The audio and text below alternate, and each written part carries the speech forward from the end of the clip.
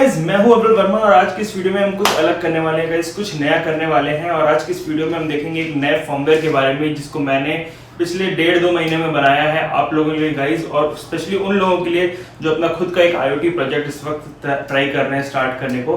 तो अगर आपने हार्डवेयर डेवलप कर लिया है, जैसे कि मैंने यहाँ पर आप देख सकते हैं, मैं ये इस बोर्ड पे ट्राई करने वाला हूँ अपना नया फर्मवेयर। लेकिन मैं बता दूं इस फर्मवेयर के बारे में कि स्पेसिफिक तो ये बोर्ड नहीं है, उसको आप किसी भी ESP8266 बेस्ड बोर्ड पे आप इसको इंस्टॉल कर सकते हैं, उसे कॉन्फ़िगर कर सकते हैं। बस ड्रैग एंड ड्रॉप है और बस उसका एक वेब पेज होस्ट होगा और आप वहां से सब कुछ कंट्रोल कर सकते हैं। और इसमें बहुत सारे फीचर हैं, मैं आपको एक एक करके सब इस वीडियो में दिखाऊंगा। तो चलिए गाइस, अब आज ज़्यादा लेट नहीं करते हैं और शुरू करते हैं हम आज का ये वीडियो।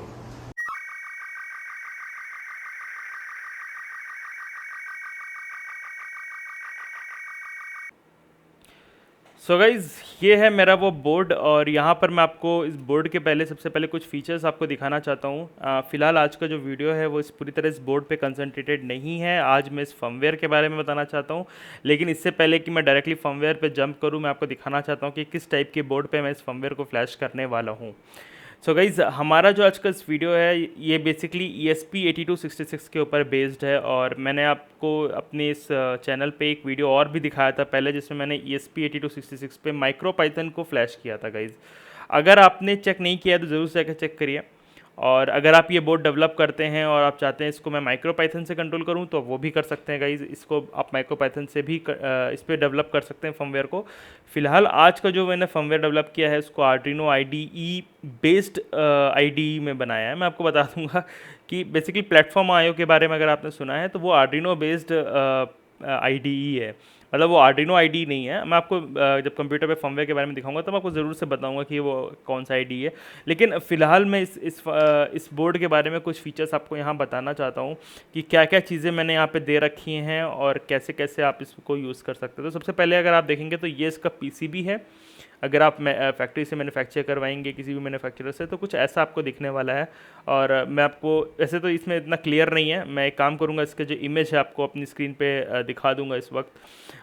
काफ़ी क्लियरिटी मैंने इसमें रखी है, आपको ज़्यादा प्रॉब्लम नहीं होने वाली कहाँ पे कौन से कंपोनेंट जाना है। पूरी वैल्यूज़ मेंशन है, कहाँ पे 10 ओम्स का रजिस्टर आपको लगाना है, कहाँ पे 1 ओम का रजिस्टर लगाना है, कहाँ पे 10K ओम्स का रजिस्टर लगाना है। सब कुछ मैंने इस पर अच्छे से मेंशन किया हुआ है गाइज़।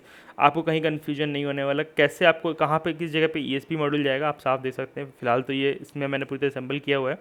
ये जो मॉडल है ये येलो कलर की PCB के ऊपर है। और मैं बता दूं इसमें मैंने बहुत ज़्यादा लेबलिंग नहीं की थी, ये मेरे लिए एक प्रोटोटाइप था। लेकिन फिर जब मैंने इसको लोगों में डिस्ट्रीब्यूट करने के लिए सोचा तो मैंने इसमें काफ़ी कुछ लेबलिंग करी, और ताकि जब आप इसको असेंबल करें आपको दिक्कत ना हो। साथ ही साथ मैंने यहाँ पे मेंशन किया किस बटन से क्या चीज़ कंट्रोल होने वाली है। और अगर आप पीछे देखेंगे तो यहाँ पर मैंने अपना एक चैनल का जो लोगो है वो भी यहाँ पे दिया है, अगर आप ध्यान से देख पाएंगे तो गाइज़ ये भी आपके कॉपर में है, तो आप इसको हटा नहीं सकते।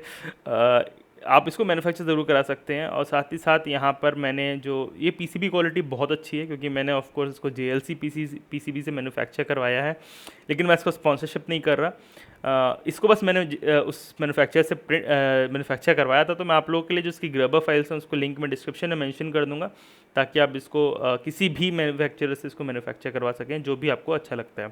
तो चलिए हम इसके कंपोनेंट्स पे आते हैं। तो अगर आप इसको पूरी तरह असेंबल करेंगे तो आपको कुछ ऐसा डिज़ाइन जो है वो मिलने वाला है। अगर मैं इसको उसी डायरेक्शन में रखूँ तो आप देखेंगे तो ये जो PCB में पूरी तरह असेंबल होने के बाद कुछ ऐसी दिखने वाली है।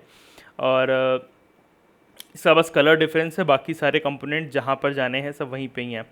तो सबसे पहले मैं आपको बता दूं, यहाँ पर आपको मिलेंगी 8 रिलेज, टोटल 8 रिलेज हैं यहाँ पर। और ये सारी 8 रिलेज जो हैं ये 5 वोल्ट रिलेज हैं। और इसको जो पावर सप्लाई कर रहे हैं वो हम इस पावर सप्लाई मॉड्यूल से कर रहे हैं। ये हाईलिंक का कोई पावर सप्लाई है, इसका एग्जैक्ट नेम मैंने इस PCB के ऊपर मेंशन कर दिया है। ये है HLK5M05। आई थिंक 3.3 वोल्ट्स की भी आती हैं और 5 वोल्ट्स की भी आती हैं। आपको 5 वोल्ट्स का यूज़ करना है। और शायद 1 एम्प की भी आती हैं और 0.6 एम्प्स की भी पावर सप्लाई आती है। यहाँ पर मैंने 0.6 किया है, बहुत एक्सपेंसिव नहीं रखने की कोशिश की। 0.6 काफ़ी है सबको कंट्रोल करने के लिए। साथ ही साथ अगर आप ध्यान से देखेंगे तो यहाँ पर आपको मिलेगा एक shift register. Shift register basically क्या करता है आपका, अगर आपको पता है कि ईएसपी में जो हमारी जीपीआईओज़ हैं वो बहुत ज़्यादा नहीं मिलती हैं, हाँ काफ़ी होती हैं लेकिन फिर भी इतनी नहीं है कि आप 8 रिलेज कंट्रोल कर पाएँ, उसके बाद उसके ऊपर से आप कुछ सेंसर्स भी दे पाएँ ऊपर से, मतलब इतनी सारी अगर आप चीज़ें दे रहे हैं ईएसपी को तो उसके सारे जीपीआईओज़ भर जाएंगे। तो ऐसे में मैं बता दूं गाइज, ईएसपी जो है बहुत ही पावरफुल माइक्रो कंट्रोलर है, आप काफ़ी चीज़ें उसमें कंट्रोल कर सकते हैं, लेकिन जीपीआईओज़ उसमें काफ़ी लिमिटेड होते हैं, तो आपको सोच समझ के काफ़ी चीज़ें डेवलप करनी पड़ती हैं। तो मैंने यहाँ पर क्या किया है, बेसिकली मैंने यहाँ पे शिफ्ट रजिस्टर का यूज़ किया है। अब शिफ्ट रजिस्टर क्या करता है, शिफ्ट रजिस्टर किसी भी 3 जीपीआईओ को आप यूज़ करके 8 जीपीआईओ को कंट्रोल कर सकते हैं, और सिर्फ 8 ही नहीं, मतलब आप इसमें एक और शिफ्ट रजिस्टर डेजी चेन कर सकते हैं। इसका मतलब ये है कि इससे निकलने वाले आउटपुट को आप वापस से एक और शिफ्ट रजिस्टर में डाल दें और उससे फिर आप नेक्स्ट 8 रिलेज को कंट्रोल कर पाएंगे। मतलब इस टाइप से कोई लिमिट नहीं है, आप चाहें तो 3 जीपीआईओ से 255 शिफ्ट रजिस्टर्स कनेक्ट कर सकते हैं, और 255 शिफ्ट रजिस्टर्स मतलब एक शिफ्ट रजिस्टर 8 रिलेज को कंट्रोल कर सकता है, तो टोटल आप 255 इंटू 8 इतनी सारी रिलेज कंट्रोल कर सकते हैं। मतलब मेरे हिसाब से तो पूरे घर की सारी लाइट्स आप एक ही ईएसपी से कंट्रोल कर सकते हैं अगर आप इस टेक्निक का यूज़ करेंगे। लेकिन इतना आपको जाने की ज़रूरत नहीं है, क्योंकि ईएसपी में काफ़ी कंस्ट्रेन आ जाएंगे, तब उस केस में आपको मेमोरी जो होगी वो भरने लगेगी, रैम बहुत जल्दी भरने लगेगी, क्योंकि इसमें 8 KB की रैम होती है। बट इसके अलावा आई थिंक मैंने 16 भी ट्राई किया है, 16 वर्क करता है। आप इसके ऊपर मैं नहीं गया, इसके ऊपर मुझे कभी ज़रूरत भी नहीं लगी, और 16 रिलेज से ज़्यादा कौन कंट्रोल करना चाहता है। बट ये टेक्निक है, मतलब आप 2 शिफ्ट रजिस्टर यूज़ करिए और आप 16 रिलेज को भी कंट्रोल कर पाएंगे। इसके साथ साथ मैंने जो इस बोर्ड में एडिशनल फीचर दिए हैं वो हैं, यहाँ पर आपको सेंसर्स मिलेंगे।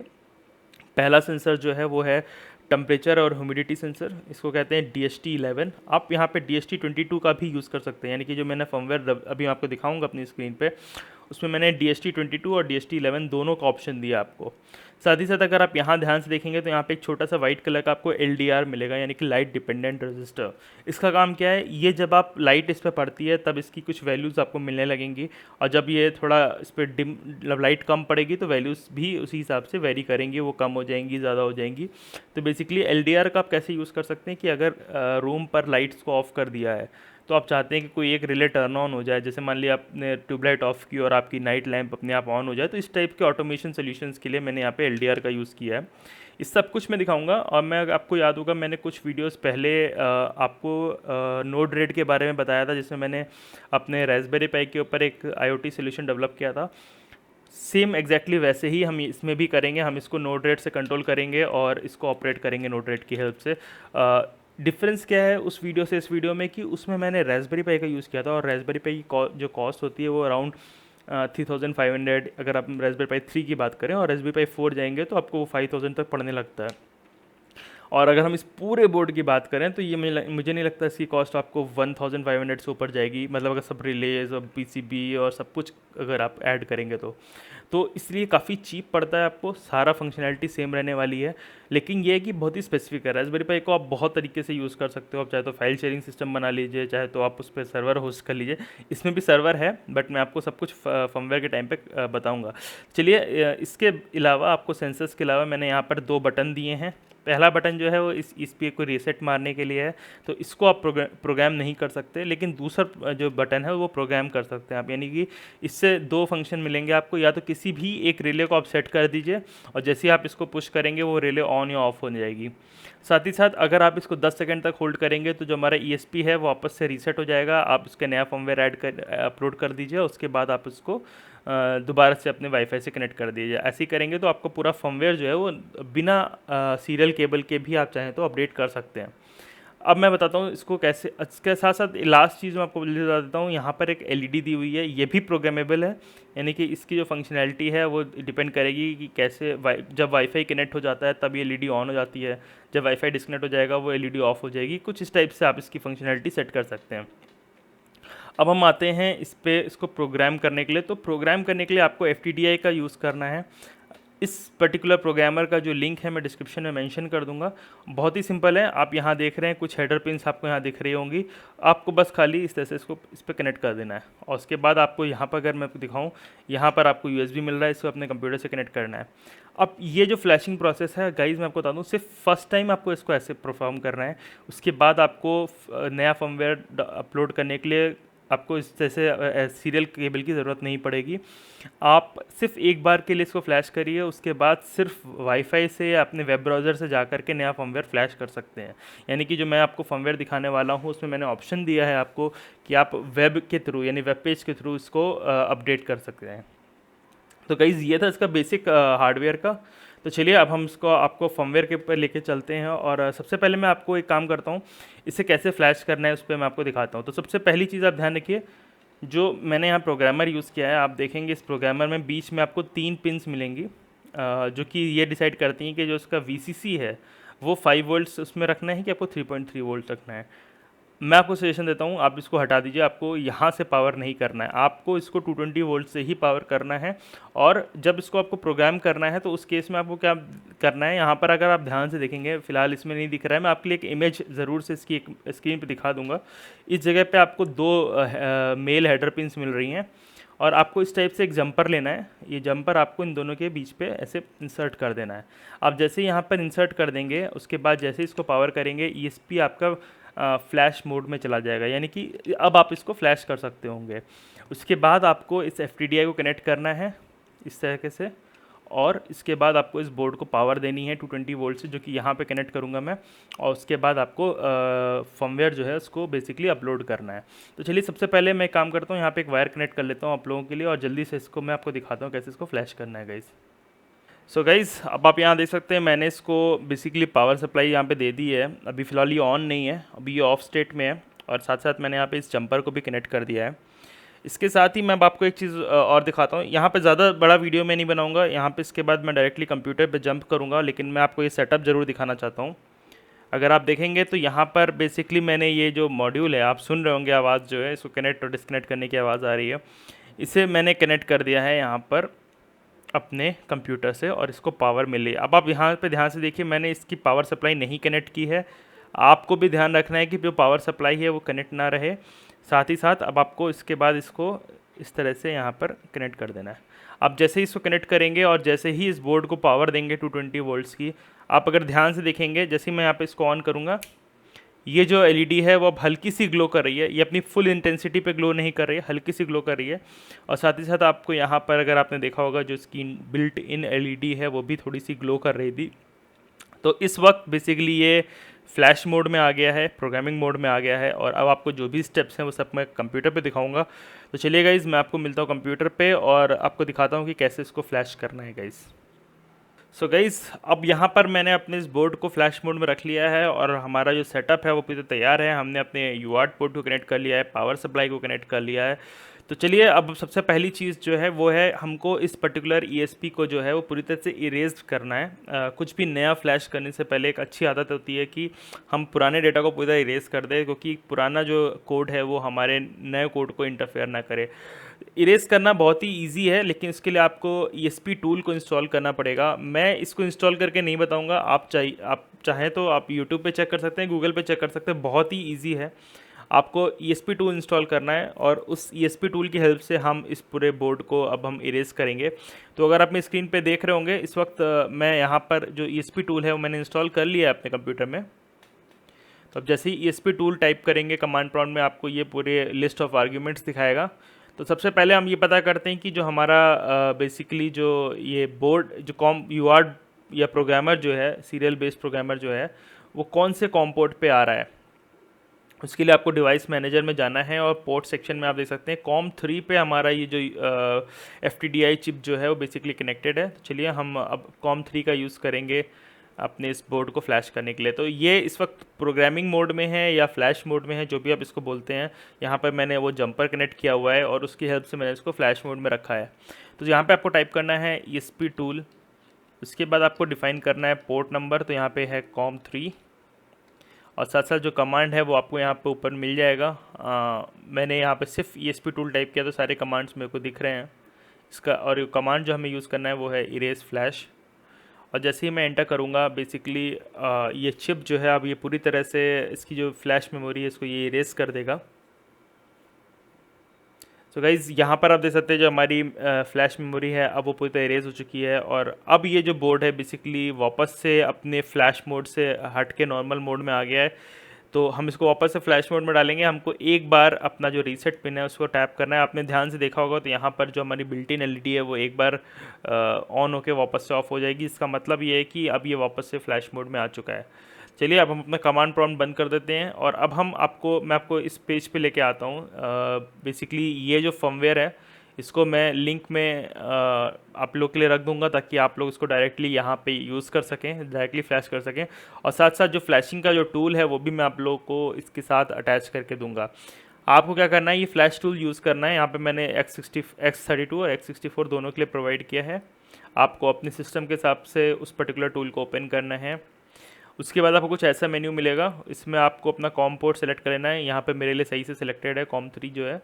उसके बाद आपको कॉन्फ़िग में जाना है और जो पहला ऑप्शन है जिसमें आपको एड्रेस दे रखा है 0x0000, वहाँ पर ये गियर आइकन पे क्लिक करके आपको अपना जो फर्मवेयर है बेसिकली उसको सिलेक्ट कर लेना है। यहाँ पे मैंने firmware.bin को सिलेक्ट कर लिया है। वापस ऑपरेशन टैब में आइए और उसके बाद आपको बस फ्लैश पे क्लिक कर देना है। जैसे ही आप फ्लैश पे क्लिक करेंगे हमारा जो ये पर्टिकुलर ESP है ये फ्लैश होना स्टार्ट हो चुका है। कुछ टाइम लगेगा, अराउंड 30 to 45 सेकेंड्स तक लगेंगे और हमारा जो बोर्ड है वो पूरी तरह फ्लैश हो जाएगा हमारे इस नए फर्मवेयर से।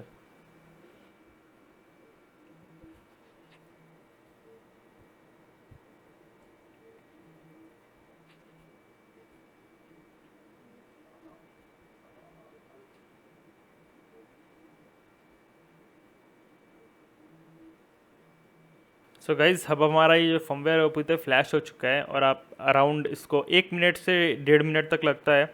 और मैं आपको बता दूँ ये जो प्रोसेस है ये वन टाइम प्रोसेस है। एक बार आप जब इस बोर्ड को इस फर्मवेयर से फ्लैश कर लेंगे, इसके बाद जब भी आपको नया फर्मवेयर फ्लैश करना होगा आपको ये पूरा सेटअप की ज़रूरत नहीं पड़ेगी, बल्कि आप इसको अपने वेब ब्राउज़र से ही फ्लैश कर पाएंगे। तो चलिए अब हमारा जो बोर्ड जो है ये फ्लैश हो चुका है, तो मैं ये प्रोग्रामर जो है अब इसको मैं रिमूव कर लेता हूँ। और साथ ही साथ एक और चीज़ जो मुझे रिमूव करनी है वो ये जंपर। यहाँ पर आप देख सकते हैं मैंने इस जंपर को हटा दिया है। अब मैं जैसे ही इसको रीसेट करूँगा हमारा जो बेसिकली बोर्ड जो है, यहाँ मैं इसको वापस से रीसेट मारता हूँ। तो रीसेट करना सिंपल है, आपको बस पावर ऑफ करके पावर ऑन करना है इसको। जैसे ही आप ऐसा करेंगे आपका जो बोर्ड है बेसिकली ऑन हो जाएगा। अब मैं क्या करूँगा, यहाँ पर अपनी वाईफाई सेटिंग्स में जाऊँगा और आप देख सकते हैं यहाँ पर एक नया हॉटस्पॉट बन के आ रहा है IoT कनेक्ट लिख करके। मैं इससे कनेक्ट कर लूँगा इसको। चलिए अब हम ये सब क्लोज़ कर लेते हैं। हमारा जो फर्मवेयर है वो फ्लैश हो चुका है। अब हम जाएंगे अपने क्रोम में और जो हमको एड्रेस यहाँ पर यूज़ करना है वो है 192.168.4.1। उसके बाद गाइज़ आप यहाँ देख सकते हैं मेरे को एक ऑप्शन दे रहा है यूज़र नेम पासवर्ड मांग रहा है। तो गाइज़ ये जो पर्टिकुलर डिवाइस है ये पूरी तरह आपको पासवर्ड प्रोटेक्टेड रहेगी, जिसके पासवर्ड को आप चेंज भी कर पाएंगे। बाय डिफ़ॉल्ट पासवर्ड होने वाला है एडमिन। तो यहाँ पे मैं एडमिन यूज़र नेम और पासवर्ड दोनों में एंटर करूँगा। और जब पहली बार आप इसको कनेक्ट करेंगे तो आपको कुछ नहीं मिलेगा, बस आपको 2 ऑप्शन मिलेंगे, फर्मवेयर अपलोड करने का और स्पिफ्स अपलोड करने का। मैं आपको बता दूं इस वक्त फर्मवेयर हम वैसे ही फ्लैश कर चुके हैं तो हमको दोबारा से फ्लैश करने की ज़रूरत नहीं है। हमको स्पिफ फाइल को सिलेक्ट करना है। तो यहाँ पर अब मैं जाऊँगा अपने उस फोल्डर में फर्मवेयर में और यहाँ पे जो spiff.bin जो दूसरी फाइल है उसको मैं सिलेक्ट करूँगा और ओपन करूँगा। उसके बाद मैं अपडेट पे क्लिक करूँगा। एक बार पूरी तरह स्पिफ अपलोड हो जाएगा तो आपको ये जो डिवाइस है दोबारा से रिबूट हो जाएगी और रिबूट होते ही अब आपको पूरा तरह से नया वेब पेज आपको दिखेगा यहाँ पर।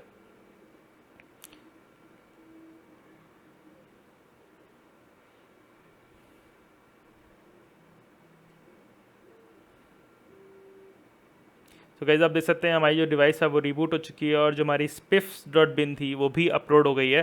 तो गाइस मैंने जैसे आपको स्टार्टिंग में बताया था spiffs जो होती हैं वो उसमें बेसिकली हम लोग फाइल्स रखते हैं। तो यहाँ पर मैंने spiffs में HTML फाइल, CSS फाइल और इमेजेस फाइल्स रखी हैं और इसलिए जैसे ही हमने spiff को अपलोड किया हमको यहाँ पर सारा HTML डेटा अपने वेब ब्राउज़र मिलने लगा। मैं आपको इस वक्त बता दूं ये जो पूरा वेब पेज है ये हमारे इस छोटे से चिप के ऊपर होस्ट हो रहा है।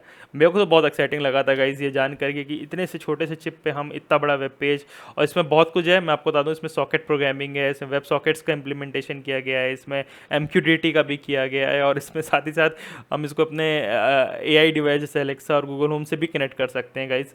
तो इतना सब होने की वजह से ही मैंने आपको बताया ये चिप है, बहुत ही पावरफुल चिप है गाइज़। तो अब आप देख सकते हैं आपको मेन स्क्रीन पे बेसिकली कुछ ऑप्शंस मिल रहे हैं। यहाँ पे सबसे पहला आपको मिल रहा है MQTT ब्रोकर। इसमें आपको by default option IoT connect का आता है। बेसिकली मैंने खुद अपना एक MQTT ब्रोकर आप लोग के लिए रखा है, बट अभी ये पब्लिक नहीं किया है मैंने, क्योंकि इस पे वर्क कर रहा हूँ मैं। तो आप यहाँ पर कस्टम सेलेक्ट कर सकते हैं। मैंने यहाँ पर क्या किया है, अपने रास्पबेरी पाई के ऊपर भी एक MQTT ब्रोकर को होस्ट किया हुआ है। तो चलिए मैं काम करता हूँ, अपने रास्पबेरी पाई का यहाँ पे एड्रेस डाल देता हूँ।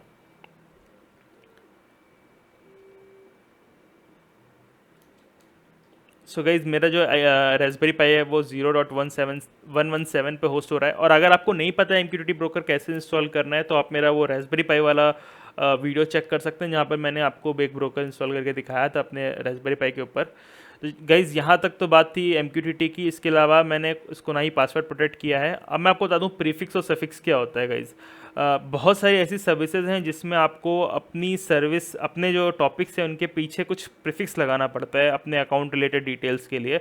मैं उस पर आऊँगा। एडाफ्रूट IO करके एक सर्विस है जिसमें आपको एक उनका खुद का एक MQTT ब्रोकर मिलता है जिसमें आपको प्रीफिक्स ऐड करना होता है। चलिए मैं काम करता हूँ यहाँ पर आप लोगों के लिए दिखाने के लिए कि यहाँ पे प्रीफिक्स ऐड कर देता हूँ, टेस्ट स्लैश करके, और एक सफिक्स ऐड कर देता हूँ। इसका मैं नाम दे देता हूँ /MQTT।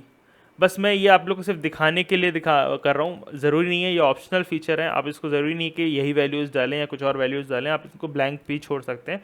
बट आपको दिखाने के लिए कि प्रीफिक्स और सफिक्स क्या होता है आगे चल के वीडियो में, तो मैंने यहाँ पर इसको एक वैल्यू दे दी है ताकि आपको आगे समझ में आएगा कि क्या ज़रूरत क्या है इसकी बेसिकली। तो गाइज़ यहाँ पर यूज़र नेम पासवर्ड जो है मैंने यहाँ पर ब्लैंक छोड़ा हुआ है, क्योंकि मैंने जो अपना MQTT है उसको पासवर्ड प्रोटेक्ट नहीं किया हुआ है। उसके बाद आपको डिवाइस टाइप सिलेक्ट करना है। यहाँ पर जो डिवाइस है, इस पर्टिकुलर डिवाइस को हम IoT कनेक्ट रिवीजन 2 सेलेक्ट कर सकते हैं। लेकिन मैं आपको दिखाता हूँ, यहाँ पे आप सोनॉफ स्विच का भी यूज़ कर सकते हैं। सोनॉफ को भी मैंने इसके लिए डेवलप किया है, इस फर्मवेयर को मैंने सोनॉफ के लिए भी डेवलप किया है। लेकिन जैसा मैंने बताया, सोनॉफ में बाय डिफ़ॉल्ट 1 मेगाबाइट की स्पेस मिलती है, जिसमें आप इस फर्मवेयर को रन नहीं कर सकते। तो ऐसे में आपको अपने सोनॉफ का जो EEPROM है उसको रिप्लेस करना पड़ेगा। मैं एक काम करूँगा आप लोग के लिए, वो रिप्लेसमेंट के लिए जो वीडियोज़ होते हैं मैं आपको लिंक में डाल दूंगा, ताकि आप उनको रेफ़र करके अगर आप चाहें तो अपने सोनॉफ स्विच का जो EEPROM है उसको अपडेट कर सकते हैं, उसको 4 मेगाबाइट या 8 मेगाबाइट में कन्वर्ट कर दे सकते हैं। इसके साथ ही लास्ट ऑप्शन है कस्टम बोर्ड। इसका मतलब ये है कि अगर गाइज आप अपना खुद का बोर्ड डेवलप कर रहे हैं, आपने अपने प्रोजेक्ट के लिए एक IoT बोर्ड डेवलप किया है, लेकिन आप उसके लिए फर्मवेयर ढूंढ रहे हैं, तो ऐसे में आप इस फर्मवेयर का यूज़ कर सकते हैं, जहाँ पर आप सब कुछ सारा डेटा आप यहाँ पे प्रोवाइड कर सकते हैं। जैसे कि शिफ्ट रजिस्टर कौन कौन से GPIOs पे कनेक्टेड है, आप देख सकते हैं यहाँ पे मैंने टोटल 0 से लेकर के 5 और 12 से लेकर 16 इतने GPIOs आपको प्रोवाइड किए हैं। अगर आपने शिफ्ट रजिस्टर का यूज़ किया है तो आपको यहाँ पे 3 पिन सेलेक्ट करनी पड़ेंगी, डेटा पिन, क्लॉक पिन और लैच पिन। अगर आपने शिफ्ट रजिस्टर के बारे में जानते हैं तो ये 3 पिन्स होती हैं उसको कंट्रोल करने के लिए। और जैसा मैंने वीडियो के पहले बताया था, आप इन 3 पिन की हेल्प से 8 रिलेज को कंट्रोल कर सकते होंगे। उसके बाद आपने अगर LED कनेक्ट की हुई है, जैसे मैंने यहाँ पे कनेक्ट की हुई है, और यहाँ पर मैं आपको बता दूँ, इस फर्मवेयर में एक स्टेटस LED और एक रीसेट बटन होना बहुत ज़रूरी है। इसके बगैर ये आपको आगे प्रोसीड नहीं करने देगा। तो ये 2 चीज़ें आपको यहाँ पर देनी पड़ेंगी, जिसमें आपको उसका GPIO सेलेक्ट करना है कि कौन सी GPIO से कनेक्टेड है, और साथ साथ ये सिलेक्ट करना है कि बेसिकली वो LED पुल्ड अप है या पुल्ड लो है। अगर आपको pull up pull down register के बारे में नहीं पता है तो आप गूगल पे चेक करिए, लेकिन आपको यहाँ पे बताना पड़ेगा कि वो पुल अप रजिस्टर के साथ कनेक्टेड है या पुल डाउन रजिस्टर के साथ कनेक्टेड है, यानी कि वो इन्वर्टेड मोड में है कि ये वो नॉर्मल मोड में है LED।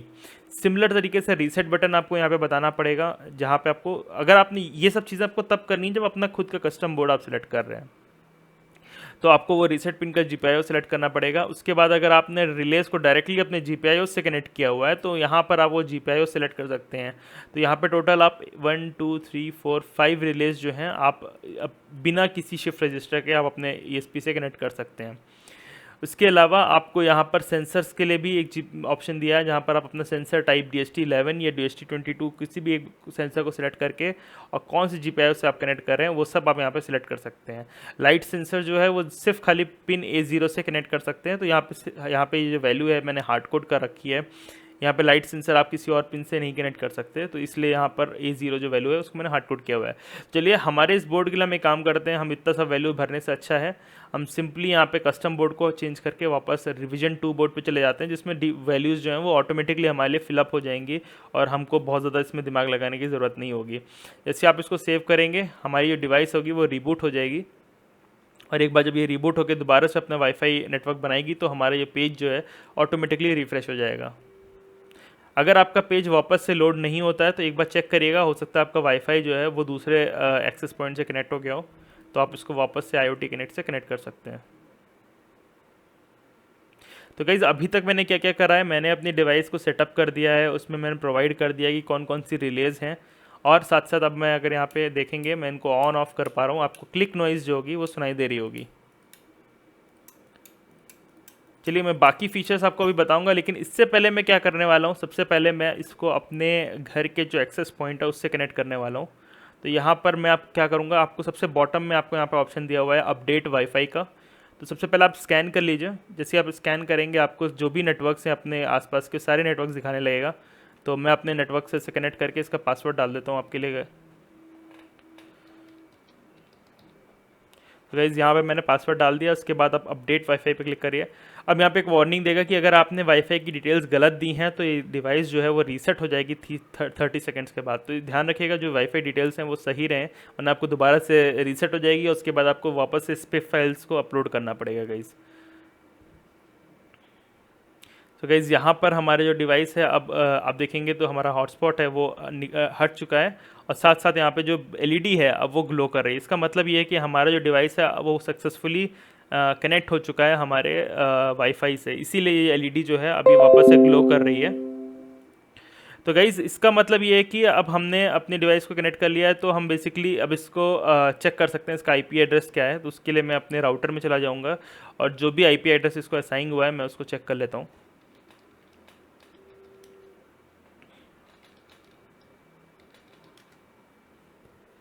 अगर मैं DHCP सेटिंग्स में जाऊंगा, DHCP क्लाइंट लिस्ट में जाऊंगा, और आप पे देख सकते हैं मुझको जो IP एड्रेस असाइन हुआ है वो है 115। तो यहाँ पर मैंने 115 पे जाऊंगा। अब यहाँ पर आपको वापस से यूज़र नेम पासवर्ड मांग रहा है, तो मैं एडमिन एडमिन डाल दूंगा।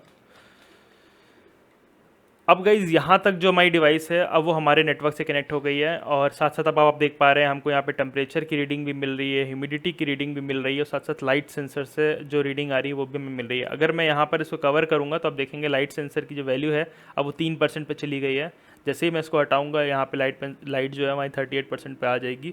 तो साथ साथ हमारा MQTT जो है वो कनेक्ट हो चुका है मेरे रास्पबेरी पाई से। अब हम इसको नोड रेट से भी कंट्रोल कर सकते हैं। तो ये सब कुछ मैं अभी इस वीडियो में आपको कवर करके दिखाऊँगा, और साथ साथ हमारी सारी रिलेज़ जो हैं उनको हम यहाँ पे कंट्रोल कर पा रहे हैं।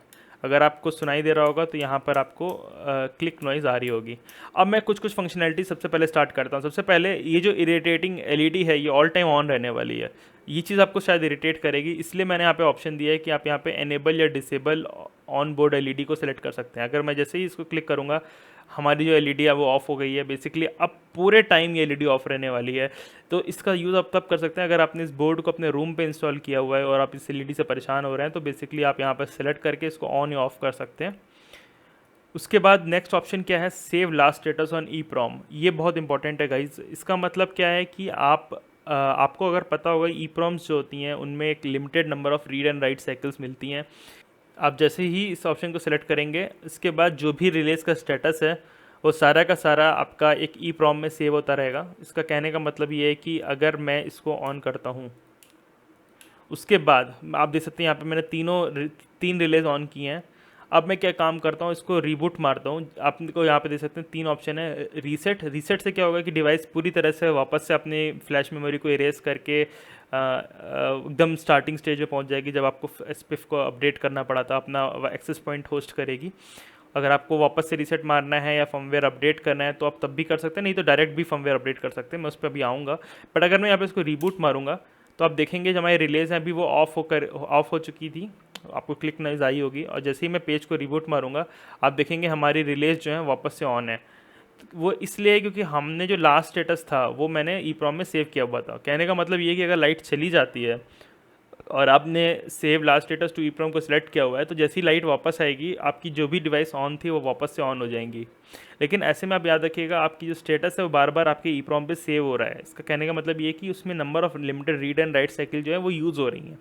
तो अगर आपने कुछ 10,000 के आसपास रीड राइट साइकिल मिलती हैं, अगर आपने वो सारी रीड राइट साइकिल को भर दिया तो आपकी EEPROM जो है वो अनयूजेबल हो जाएगी। उसके बाद आप कोई भी वैल्यू सेव नहीं कर पाएंगे। तो ऐसे में मैं सजेस्ट करूँगा आप इसको ऑफ ही रखिए, क्योंकि अब ऐसे में क्या होगा कि आप इन वैल्यूज़ को सेव नहीं कर पाएंगे। तो सबसे पहले मैं सबको ऑफ कर देता हूँ, उसके बाद इस ऑप्शन को हटा देता हूँ। अब अगर मैं रिबूट मारूँगा तो हमारी डिवाइस रीसेट तो हो ही चुकी है। तो अब हम कोई भी वैल्यू अगर ऑन करते हैं वापस इन 3 रिलेज को, और जैसे ही रीसेट मारेंगे और जैसे ही हमारा पेज वापस से रीलोड होगा, आप देखेंगे हमारे तीनों जो रिलेज हैं वापस से ऑफ हो गई हैं। इसका मतलब ये कि जो लास्ट स्टेटस था वो हमारे इस पर सेव नहीं हो रहा है। तो उसके बाद आप अब जैसे देख सकते हैं यहाँ पर अगर आपने कॉन्फ़िगरेशन में कुछ एरर कर दी है तो आप वापस से डिवाइस को दोबारा सेटअप कर सकते हैं। हमारे केस में सब कुछ सही है तो मैं वापस से कुछ भी ऑप्शन चेंज नहीं करूँगा।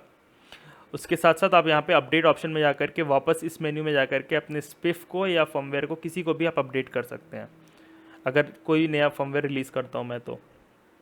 इसके साथ ही नेक्स्ट चीज़ जो सबसे अच्छी चीज़ है अब ये है control nothing using relay button. आपको यहाँ पे नथिंग का मतलब क्या है कि आप किसी भी रिले को चाहें तो अपने रीसेट बटन से कंट्रोल कर सकते हैं। तो यहाँ पर अगर मैं रिले 1 सेलेक्ट करता हूँ, उसके बाद अगर आप इसके ऊपर का जो रीसेट बटन है जैसे ही प्रेस करेंगे तो आप देख सकते हैं मैं अपनी रिले 1 को टॉगल कर रहा हूँ बेसिकली। यहाँ पर अगर आप मैं रिले 5 को सिलेक्ट करूँगा, अब आप देखेंगे जो मेरी रिले 5 है बेसिकली इस बटन से टॉगल हो रही है। ये बहुत ही इंपॉर्टेंट फीचर है, अगर आप इसको सोन ऑफ में यूज़ करते हैं तो सबसे ज़्यादा इंपॉर्टेंट है, क्योंकि ऐसे में आपको वहाँ पर एक बटन मिलता है और उसी से आप रीसेट भी करते हैं, उसी से आप रिले को ऑन ऑफ भी करते हैं। तो यहाँ पर मैंने क्या किया, यहाँ पे आपको ऑप्शन दे दिया, आप किसी भी पर्टिकुलर रिले को कंट्रोल कर सकते हैं यहाँ पर।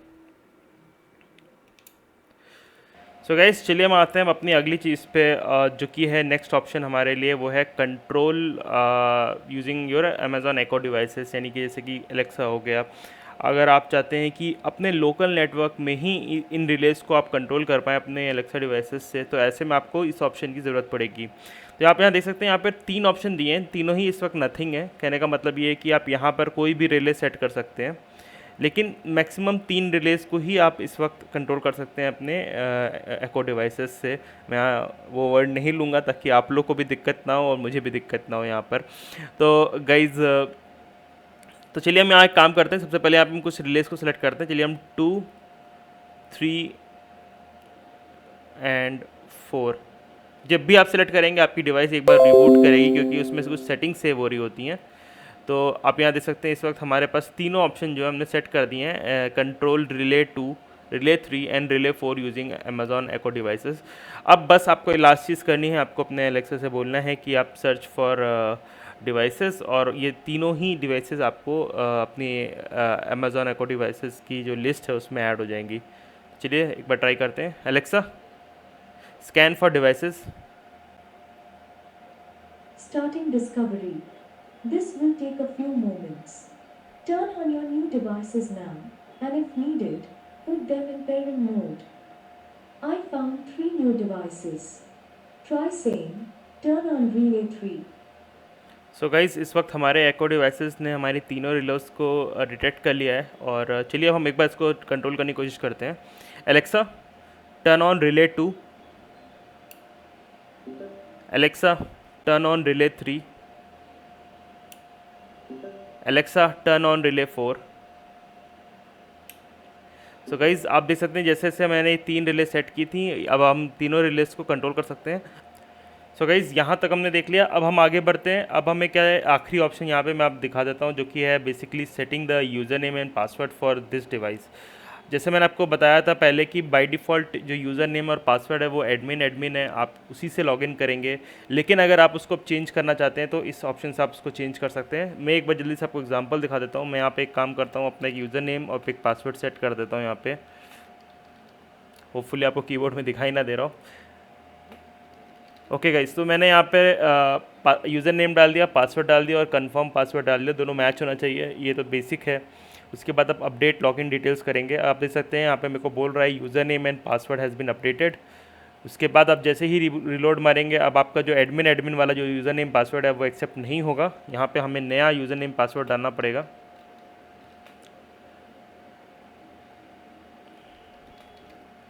और जैसे ही मैं साइन इन करूँगा अपने नए पासवर्ड से, आप देख सकते हैं यहाँ पर ये अब मैं लॉगिन कर पा रहा हूँ।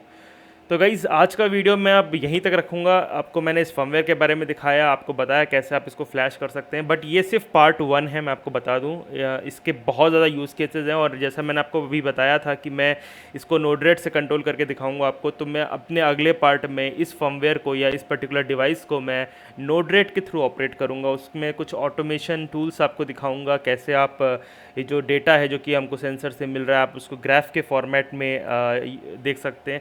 ये सब चीज़ें मैं आपको अपने अगले पार्ट में दिखाऊंगा। तो होपफुली गाइज़ आपको इतना, ये जो मैंने अपना इतनी मेहनत की है पिछले मुझे लगता है 1.5 महीने से मैं इसको बना रहा हूँ, तो गाइज़ अगर आपको वाकई में पसंद आया है तो ज़रूर से लाइक करिए मेरे इस वीडियो को।